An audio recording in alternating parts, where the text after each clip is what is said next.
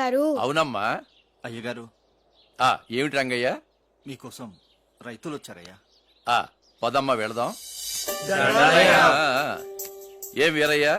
అయ్యా, ఎలా ఉన్నారు అందరూ? ఈ దయబాబు. నాది ఉందయ్యా, అంతా పరమేశ్వరుడిదయ్యా. విషయం ఏమిటో చెప్పండి. పోయిన ఏడాది వర్షాలు లేక కరువులు వస్తే ఈ ఏడేమో పంట చేతికి వచ్చేటప్పటికి వార్తలు వచ్చాయ్యా.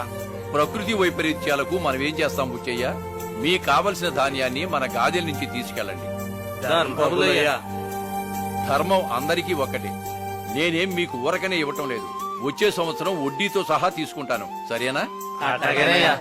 రంగయ్య, అయ్యా, వాళ్ళకి కావలసిన ధాన్యాన్ని ఇవ్వు. అలాగేనయ్యా. తాతగారు, ఏమ్మా?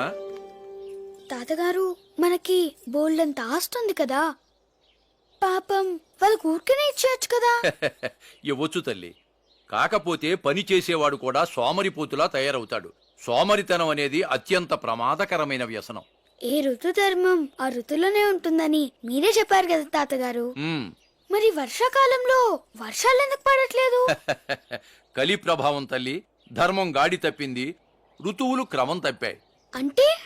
అంటే మనిషి మనుగడకి మూలం ధర్మం. ఆ ధర్మానికి అనుగుణంగానే ప్రకృతి కూడా నడుస్తుంది. యుగ యుగానికి ధర్మం ఒక్కో పాదాన్ని కోల్పోతూ వచ్చింది. బ్రహ్మకి ఒక కల్పకాలం పగలుగాను, మరో కల్పకాలం రాత్రిగాను లెక్క. కల్పం అంటే 432 కోట్ల మానవ సంవత్సరాలు. ఇందులో కృత, త్రేత, ద్వాపర, కలియుగాలున్నాయి. కృతయుగంలో 17,28,000 మానవ సంవత్సరాలు.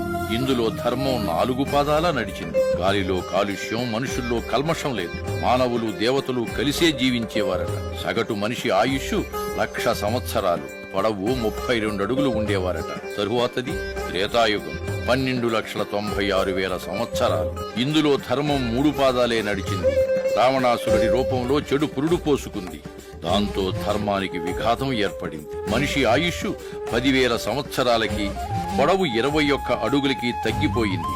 తదుపరిది ద్వాపరయుగం, 8,64,000 సంవత్సరాలు. ఇందులో ధర్మం 2 పాదాలే నడిచింది.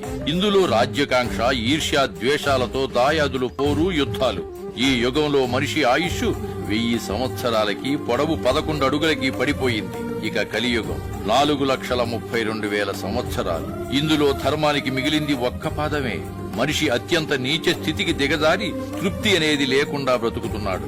తన స్వయం కృతాపరాధంతో 100 సంవత్సరాలు ఆయుష్ను 60 సంవత్సరాలకు దిగజార్చుకున్నాడు. పొడవు 6 అడుగుల కంటే కిందికి పడిపోయింది. అలా మనిషి యుగ యుగానికి తన ఆలోచనల్ని దిగజార్చుకుని ఈ నేలని పాపాల పుట్టగా మార్చి మొత్తానికి ఈ భూమి అంతరించిపోవడానికి తానే కారకుడవుతున్నాడు. అదమ్మా జరిగింది.